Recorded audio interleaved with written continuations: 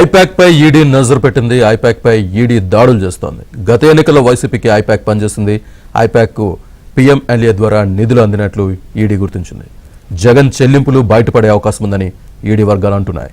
అమిత్ షాతో చంద్రబాబు భేటీ అయిన మరుసటి రోజే ఐపాక్ పై ఈడీ దాడి చేసింది. అటు కోల్కతాలోని ఐపాక్ కార్యాలయంపై ఎన్ఫోర్స్మెంట్ డైరెక్టరేట్ దాడులు చేస్తోంది. రాబోయే అసెంబ్లీ ఎన్నికల నేపథ్యంలో టీఎంసీ పార్టీకి ఐపాక్ టీం వ్యూహకర్తగా పనిచేస్తోంది.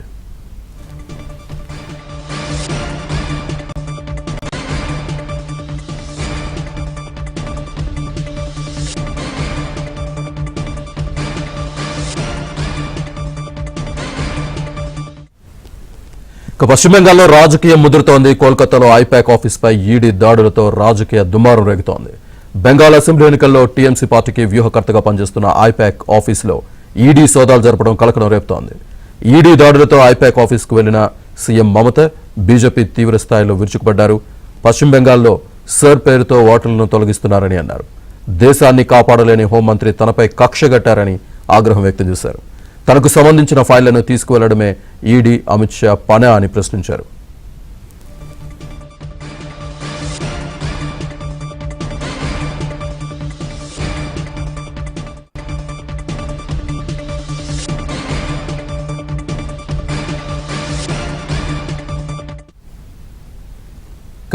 ఐపాక్ దాడులకు సంబంధించి పశ్చిమ బెంగాల్లో ముదురుతున్న రాజకీయానికి సంబంధించి పూర్తి సమాచారాన్ని మా ఢిల్లీ బ్యూరో చీఫ్ కృష్ణ అందిస్తారు. కృష్ణ, శ్రీనివాస్, ఐపాక్ పైన ఎన్ఫోర్స్మెంట్ డైరెక్టరేట్ దాడులు జరగటం ఇప్పుడు రాజకీయ వర్గాల్లో తీవ్ర చర్చకు దారితీసింది.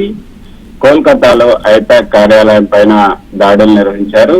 ఈడీ అధికారులు ఈ రోజు కోల్కతాలో ఉన్నటువంటి ఐపాక్ ప్రధాన కార్యాలయంపై సోదాలు నిర్వహించారు.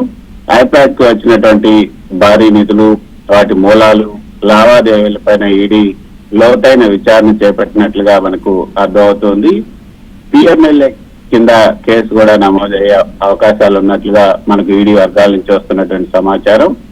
ఐపాక్ కి ఈ మనీ లాండరింగ్ నిరోధక చట్టం కింద అనుమానాస్పద నిధులు అందినట్లుగా తెలుస్తుంది.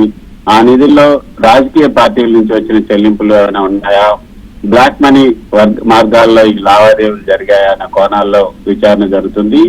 రాజకీయంగా కీలకమైనటువంటి అంశం ఏంటంటే, గత అసెంబ్లీ ఎన్నికల్లో ఐపాక్ వైసీపీకి పనిచేసింది.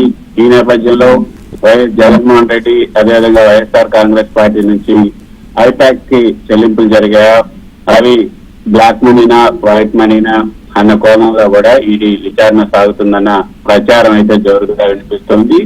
గతంలోనే 100 కోట్ల రూపాయల బ్లాక్ మనీ ఐపాక్ జరిగిందన్న ఆరోపణలు వచ్చిన విషయం కూడా రాజకీయ వర్గాలు గుర్తు చేస్తూ ఉన్నాయి.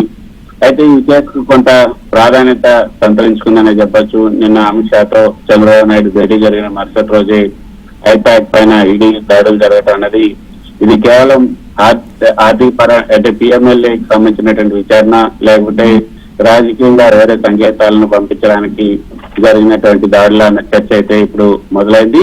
ప్రస్తుతం రాబోయే అసెంబ్లీ ఎన్నికల నేపథ్యంలో టీఎంసీ, తృణమూల్ కాంగ్రెస్ కోసం ఐపాక్ పనిచేస్తుంది. ఈ నేపథ్యంలో టీఎంసీకి వచ్చినటువంటి నిధులు ఐపాక్ ఖాతాల ద్వారా వెళ్ళాయా, లేకపోతే వేరే ఖాతాల ద్వారా వచ్చాయన్న కోణంలో కూడా ఈడీ దృష్టి పెట్టినట్లుగా సమాచారం. అయితే ఈడీ విచారణలో ఐపాక్ రాజకీయ పార్టీ లావాదేవీలు, పాత చెల్లింపుల రికార్డులు, డిజిటల్ ఆధారాలు కనుక బయటపడితే జగన్ వైసీపీపై కూడా విచారణ విస్తరించే అవకాశం ఉంది. జగన్ బండారం బయటపడే సూచనలు ఉన్నాయన్నది రాజకీయ వర్గాల్లో ప్రస్తుతం జరుగుతున్నటువంటి చర్చ. ఇవన్నీ కూడా ఈడీ వర్గాల నుంచి ప్రస్తుతం మనకు అందుతున్నట్టు సమాచారం. ఇక కోల్కతా తర్వాత హైదరాబాద్ లేదా విజయవాడ ఈ యొక్క వైసీపీ కార్యాలయాలపై కూడా ఈడీ దాడులు జరిగే అవకాశాలు ఉన్నట్లు మనకు అందుతున్నటువంటి సమాచారం.